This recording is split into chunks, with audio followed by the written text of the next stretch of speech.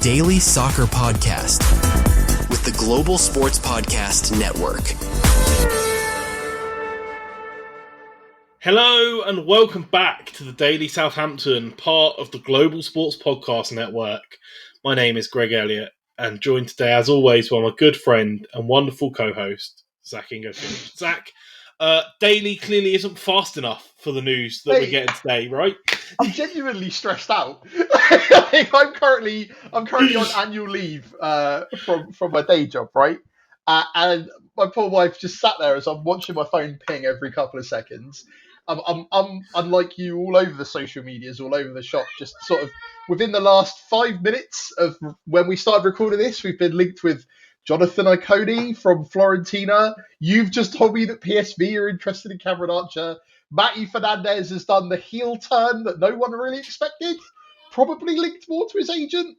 I know that the fears that you had of him wanting to play in the World Cup probably have come into, It came up in the presser that the national manager might have had something of an input into his decision. So I still feel like it's probably Georgie Mendes, and in the nicest possible way, the last player that we had that went to West Ham to try and get into the national team did not get back into the national team. So where I'm at, it's like, I understand it. I think that turning a profit on a player that's been with us for a year at 33 million odd quid is a good thing, as much as I understand why people are upset. I'm annoyed by it too. I think it's a bit snaky behaviour, but again, I think a lot of that is down to the people around him.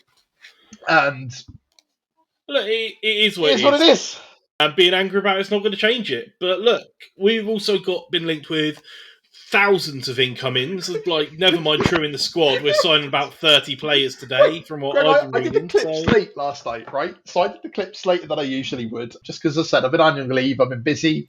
I did them quite late, and this was after when I was going through what we'd done in the episode, and this and the other. I literally texted you, didn't I? Going, oh mate, kind of feel bad. We've missed some stuff out because Finn Azaz, all that's kicked off this evening. Man, I hope nothing else crazy happens. And then the day we launch an episode about transfers, you're right. Daily is not quick enough, because since then it's like Matty's potentially going, whereas literally we were like, well, they're not willing to pay valuation. We're supposedly bringing 3 in the door today, one of which we didn't even manage to mention yesterday, which was, is it Yander? So Tom Fellows. So we didn't even know. Tom Fellows is something we've talked about previously, but not yesterday because it hadn't moved anything. Kasper Yander from Nuremberg, who apparently, I can't remember who tweeted out, someone said, ironically, the way that Nuremberg fans talk about him is the same way that Sporting fans talked about Matty Fernandez. So that could be some good stuff. Fantastic. Obviously, Fellows, which again we've talked about. Azaz is progressing. I put a tweet out talking about how much we missed, Greg, including how I put Fernandez drama, and somebody replied with, "Oh, I thought that was a new player. I started looking for their profile." To which I can only apologise. And amidst all of that chaos, Zach, we've got a game of football tomorrow to talk about. But Greg, I didn't even get to my punchline. That's as much as I think that Fernandez drama is a bit of a stretch. We literally have a player called Wellington. So there it is. But you're right, there is actually a game. But the problem is, Greg, is that we need to talk this preamble and get out of the way, as much as you don't like it, because half of these players could be in the starting lineup come Saturday. So, good luck with your predicted lineups, boys. Okay. Well, let's just nail down the ones we think will definitely be the right, and then we'll go from there. Cool. Yeah. At this rate, we're like, well, Archer has to start. He scored a goal, and it might be that Archer's gone. Like, do you know what the most upsetting part is? Is that we really put ourselves in as good of a position as we could to try and get all of this nonsense out of the way early, and it's still come down to 2-3 days before the end of the window. But the problem is like, why is that? Is it because the money that they needed to reinvest from, say, like a Dibbling transfer? Because again, when the interview happened with Solak, right? If you remember rightly, Greg, the 3 confirmed transfers was a winger, Yeah. or like a number 10, right? It was a centre back. Yeah. I can't remember what the other one was. And it was a striker, which was Damien Right, Downs. so So we got Damien Quasi Downs. and we got Damien Downs, Yeah. and we were waiting for an attacking midfielder, a So creative one of midfielder. these would have happened, right? And then the Dibbling transfer happened, and from what I've But seen, if you assume that the creative midfielder that we went in for was, from what we've seen, likely Spurtsian, and obviously you've seen all of the filibustering and nonsense that's gone on there, you're right. it kind of sheds light onto why everything is as it is in this late, right? Because although that is a particularly extreme example of how complicated a transfer is, it's not just as easy as, it's not like delegate to associates, get an email back tomorrow, like, oh, we got this. It's not a video game. Like, these are humans and people, and things take That's the time. big thing, right? It's not as simple as like you just get somebody to agree. Oh, we'll just pay whatever they want. Okay. Well, then Yeah. if that's how it worked, we would sell all our players for like. I think that we talked about it before, right? Like paid evaluation or not, negotiations have happened, and now two And then players you have gone talk about, collectively for about 84 million. So yeah. And then you talk about like bringing in all of these foreign nationals as well, and then there's a whole added layer of complexity with like work permits and visas and visas stuff and yeah. that it doesn't even get talked about or thought about. It's just assumed it's a done deal. But like, it's not simple, it's not easy, and that's why it comes down to this mad rush. And by this time, probably not tomorrow on match day, hopefully, but by this time on Monday, when we're sort of heading into deadline day, we're probably going to have been linked with 8 or 9 more players, and maybe lost 2 or 3 others that we weren't expecting. Right? Like, it's going to be slightly chaotic, and it is upsetting because we put ourselves in the best position we could to not deal with it, but yet here we are dealing with it anyway. So genuine question to you then, because I know my thoughts on it. Do you think this is entirely down to Sports Republic? Is that the problem? Is it that No, sports could we have done business earlier? probably not. Like, Yeah. and not like the valuations for the players that we're selling were not met. Arguably, it's still probably not been met to what they were holding out for. And if you can't force the hand on that. That happens when it happens, right? Like, we've gone in for the 3 signings that have been approved. We sold Sulemana and Tulpool and reinvested some of that, bought in a goalkeeper and another couple of young players and a right back, and then sold Yuki or put Yuki out on loan because of all of the stuff going on with his national team, and it shows that they've been prepared at every juncture, right? Like, bringing in a right back as a replacement for Yuki before Yuki officially went out of the door.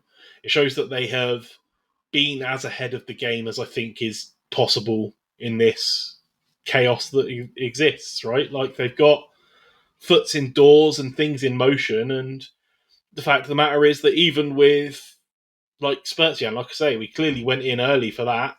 That deal's probably dead in the water now, but it was in and about, and we were trying early doors. It's still, even if it does happen, gone all the way to the wire. It's just the nature of the beast, right? All of the chain moving and all of it. It's all part of the puzzle. But it feels like we're prepared. It's fine. I get caught up in the noise a bit more than you do, and I know you're aware of that, and it just makes it. It's just the whole thing is a little bit more difficult, right, than we want it to be, and the whole thing has not gone the way that we want it to be. Everyone wanted it all to be done and dusted early, and I think that there have been a lot of expectations around replacing Jason Wilcox with a new director of football who's going to get everything done, and that doesn't mean that it's going to be done to the level of efficiency that I think that we want, and that has been shown today. It's still complex, mate. I don't But know what people expect, right? Like, when it's not when the window slams shut and we get to yeah. do a retrospective, we'll see how happy people are. I think just a lot of people are emotional in the moment for understandable reasons. But yeah, it is what it is. But I you know, like Will Steele's attitude about it from the presser. He said, "Look, what's going to be is going to be. We'll be given whatever puzzle pieces we get given from upstairs, and it's my job to make them shiny and good." Now, look, I don't want to say that that's a comment on last season's team being like polishing a turd, but that really is what that reflects to me. Like, but he's just going to roll with it and look, make it look good and it be good. It's all going to come to play. And it's fine. our former director of football, mate, and our former manager from the periods before are overseeing possibly some of the worst, most humiliating regimes going at the moment, right? Like Exactly. It I could didn't know, be so much worse. I didn't At know least how, we're not Rangers. Rangers losing 9-1 on aggregate, and then you've also got Manchester United. You've got their manager literally playing with magnets down in the dugout, hiding after losing to Grimsby.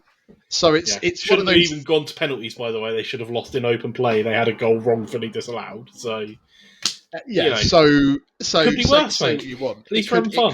It could be worse, and that was what we were dealing with. But again, that does, I guess, raise Right. questions Zach, about we Sports need to Republic. rope this in. We are going to have a Yeah, break from our yeah. partners at Bionique, and then we are going to do the match preview that this episode is about. We're going to talk about Watford, whether you like it or not, mate. That's the exciting bit. I don't care about Ah, transfers. I'm here for the football. We're sure. going to hear from our partners, and we'll get back to it. Your body is unique, and Global Sports Podcast Network has partnered with Bionique, the world's most personalised supplements. Bionique provide 100% tailor-made supplements designed to deliver precisely what your body needs at exactly the right levels to optimise your health. No guessing. So click the link in the show notes.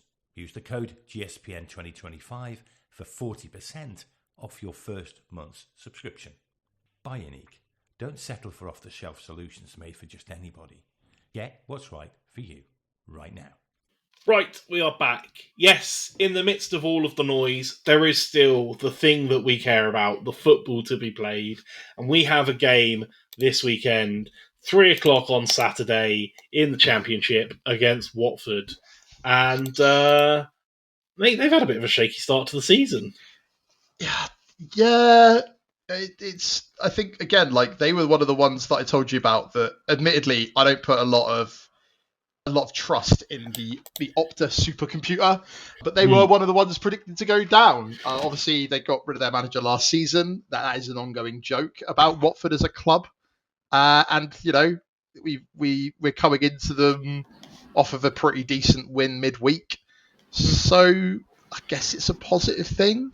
But I'm not Yeah, I mean, really. look, technically on the same points as us, but they beat QPR, which I think is to be expected. But they lost to Charlton on the opening day in the, with the promoted club getting the win.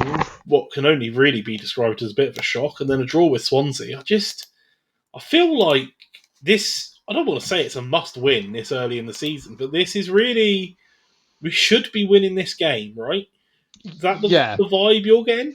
Even with 100%. all the discourse and sort of discontent around the squad currently, we should still be winning, I think. Do we want to head into an international break with everything going on as it is?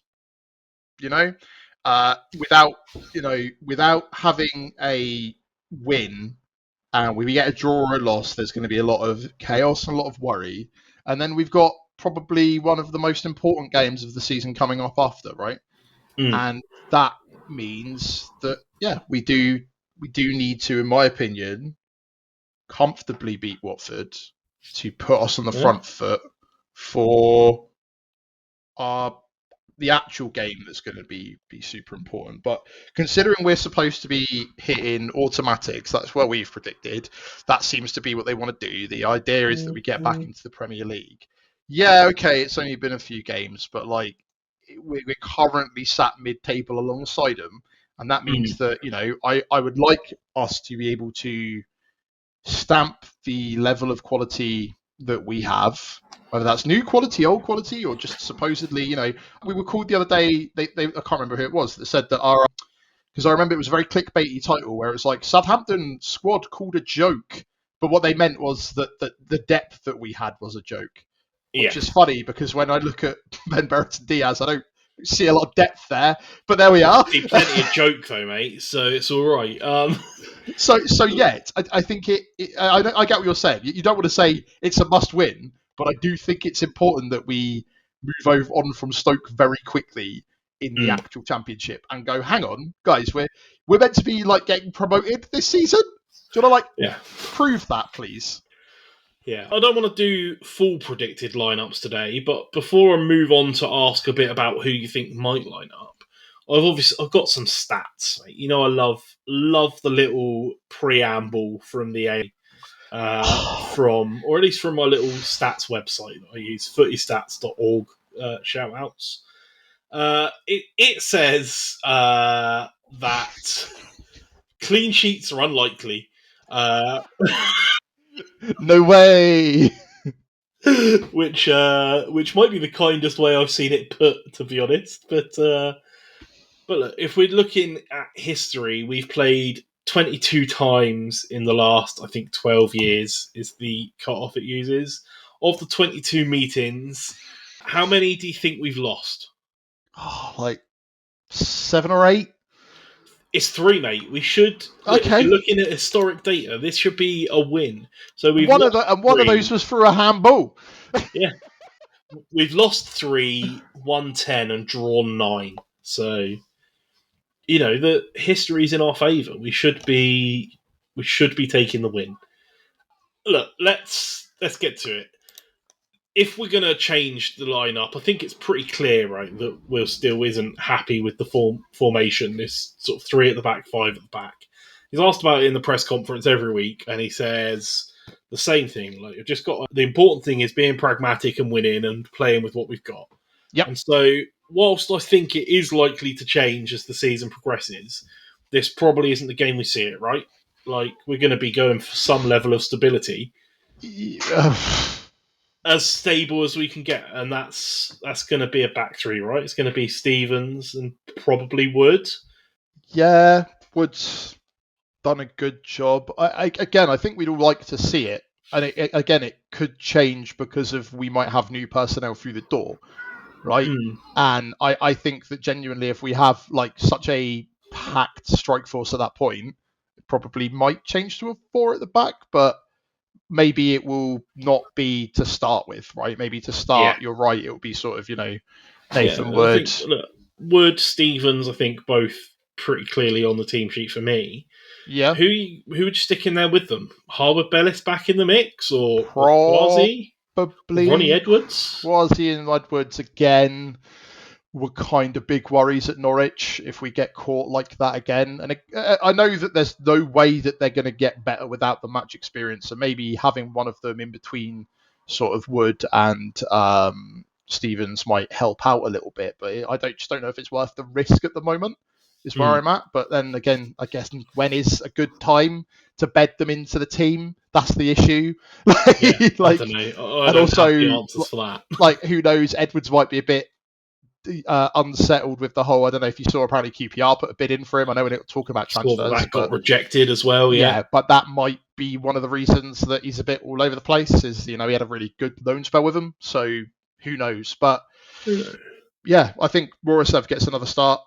Yeah, Manning is our only left back other than Charlie Taylor now, right? So Rosliev, I think, brought a really calming presence on Tuesday. So I think it will do well to stick with him. Yeah, Wellington now out for a couple of months, so you'd presume really, Manning, really bad.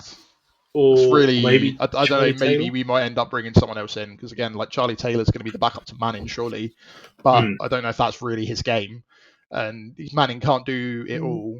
And so I think it's less than ideal. I feel really bad for Wellington personally. As we said, we kind of did a profile on him because he looked to be one of the breakout stars if he got the chance, and then it turns out that an injury that kept him out for a long time in his youth career has kind of come back. So less than ideal, but hopefully whoever steps into his shoes will be able to fill them. And I think Manning's doing a stellar job. It's just how many games can he play? Yeah, It's the that's problem, it. right? Moving up to the midfield, Shea Charles sticking with two holding midfielders. Do you think Shea Charles, Flynn Downs? I mean, it might be a Shea case Charles, of yeah. not much choice, right? Yeah, that's kind of where Because I'm you at. would otherwise stick Matty in, and you presume that he's probably not available if he's off to West Ham. So, Well, again, like him not being around Tuesday for no other reason than being rested and then supposedly disappearing to go and have a chat with West Ham on yesterday, which would have been the 27th. I wouldn't play him Saturday, whether or not it goes through or not. At this point, I think that you need to take a step out. So who comes in, Matsuki yeah, or mate, Fraser? that's that screamer he scored the other day. You telling me he doesn't deserve to be in a game? 100%. Come on. I'd love to see it.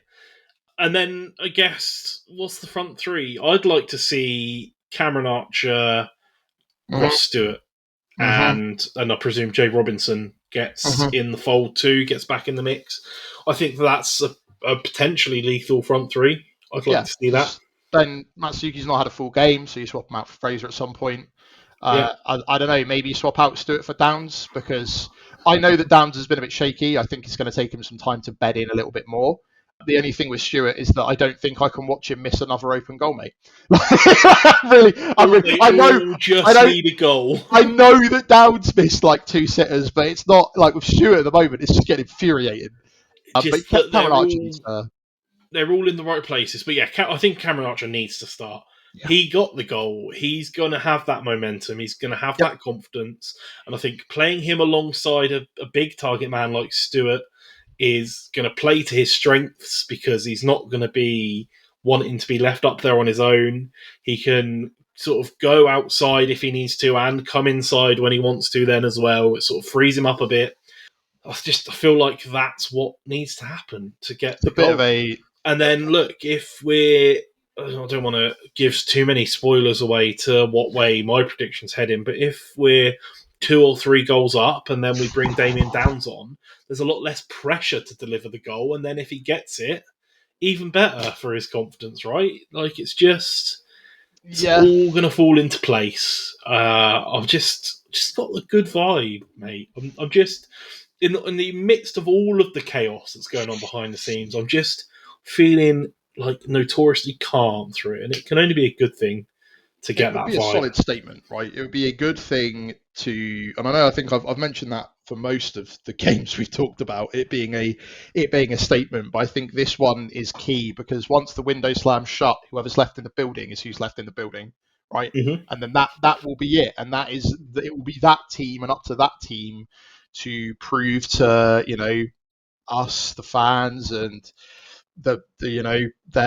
coaches and this and the other. Yep, we're the ones that are going to get us promotion. And if we end up flagging and become a mid-table side like team this season, that dream of playing the Premier League is going to go away, and those players will be considered not great.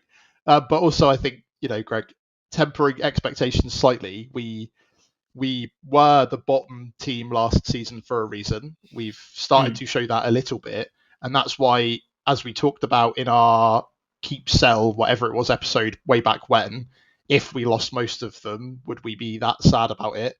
We agreed kind of the only one we'd really be sad about was Matty.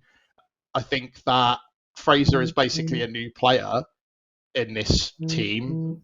If Stewart and Archer and Armour just need goals, having a new, essentially, sort of midfield to deal with that, and new wingers that are not tainted by last season, which is where it seems to be going, is going to be nothing but beneficial, because I think that we talked about how we needed to cut a lot of the dead wood out of the squad, but I don't just think it's that. I think we need to cut some of the psychological trauma out of this squad, and a lot of these players are probably going to have to try and go elsewhere to rebuild their careers anyway. It's kind of that weird situation, right, where we had pre-season, and up until this point where the window slams shut, it's almost just like extra pre-season. Like there's still so much uncertainty and so much unknown. That's why it needs to be sorted long before. It should not be able to have like 3 or 4 games where, like, obviously we had this the last time we were in the championship. It's nuts. Yeah. Awful for everybody involved. You can't build the momentum that you want to build, and then what happens is at the end of those seasons, those 9, 12 points could be the difference, right? Like that. Yeah. That's genuinely how it is. This is how close it's been nowadays. So I guess we'll have to see, Greg. But I want to be, as I keep saying, quietly confident. But I don't know. I guess I'll find out. We will get on to score predictions and find out how much of that confidence manages to shine through for you after a message from our partners at Zencaster. Here at the Global Sports Podcast Network, we spent a lot of time selecting our delivery platform, and Zencaster came out the clear winner. With 4K video recording from your phone and AI editing that automatically removes all those ums and ahs, it's super easy to start a podcast that sounds great and is delivered efficiently. If you're ready to tell your story, check out the link in the show description and learn more about Zencaster. All right, mate. As is tradition, it's bus time. What do you think? What's your score prediction for the weekend? Right. I would like to see goals. I also don't see us not conceding, despite the fact we kept a clean sheet the other night against Norwich. Again, it was a heavily rotated side from both ends. Ironically, McCarthy kept that clean sheet and actually played pretty well. But I don't think McCarthy's going to play, and I don't think Bazzuli's a bad keeper. I just think that it's going to be a wobbly, shaky game. We'll probably go 1 down, but then I'd like to see us score 3. I don't really care where they're from. I just want to see us score more. I don't want us to go too long being down, right? Or I'd like to see us maybe score 2, them get back 1, and then us score another. Because I think it would do absolutely wonders for everybody for us to like go up in the league and stay up in the league in a game. It would be nice not to concede first for, I think, the first time this season. Yeah, like we're not even playing Martin ball anymore. It's still happening. It's now becoming a Southampton thing, not a Martin thing, which is upsetting. We need to change that. So even if we do end up conceding, like having that couple of goals, having maybe a cushion or so would be lovely. So 3-1 is that what I'm hearing? Yeah, there you go, 3-1. Who gets goals? As I said, I don't care. I genuinely don't mind. Let's see another screamer from Matsuki. I'd love to see one. Ironically, I think we're going to have this entirely reboot with Strike Force, and it would be like Roar Slevin, Taylor Harwood, Bellis or something in it. Let's face it. Like we'll have 3 goals from players who, at time of recording, are not even officially Saints players. Not outside the realms of possibility. That is also potentially true, mate. So I guess. So what's yours? Are you going to go for a 7-0, a 9-0, no, 25-0? Look, I'm not feeling unreasonable. I just think 4-0. Like, I just think that's fine. A clean sheet and 4 goals, just cruise through Watford. Build all the momentum in the world heading into the most important game of the season so far up next after the international break. Just all gonna start clicking into place and just gonna smash it. Just the vibe I'm getting. Yeah. 4-0, mate. It's a bit disrespectful to Watford, isn't it? No.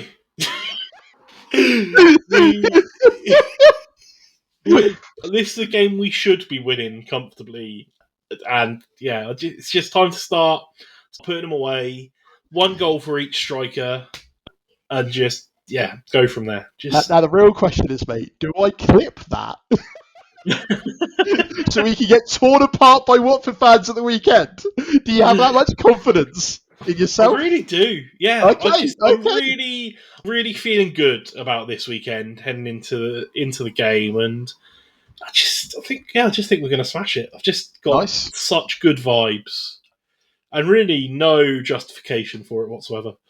Just vibes. But that's how we roll. You know that.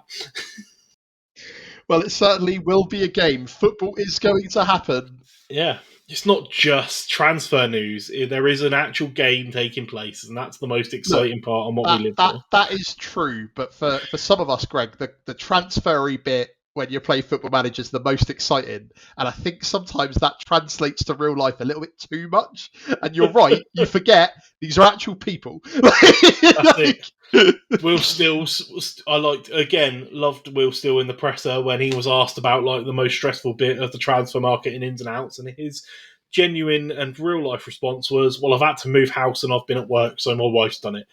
And that was pretty stressful. She's not very happy. And I love that. That's human, isn't it? Like, it's just, it's not just a transfer. There's stuff that comes with it, like moving house and potentially moving country. It's just not as easy as everyone makes out. You can't just bang, let's pay 25 million to Norwich for Josh Sargent. It's just not, it's not realistic. Like, the player wants to have to come, the club has to want to let them go. There has to be, it's just too many factors. It's not as clear cut as everyone wants it to be. It's not that simple.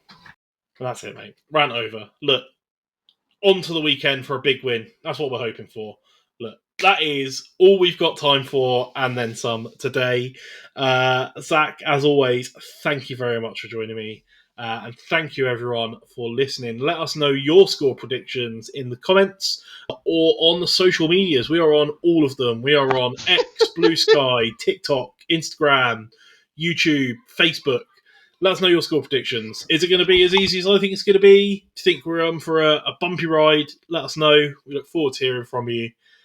We will be back on Monday, whatever happens, whether it's good news or bad news. We will be here and we will be covering all of it. And I cannot wait. We hope you'll have a wonderful weekend and a good winning weekend for Saints. That's all we can ask for. And we will see you then.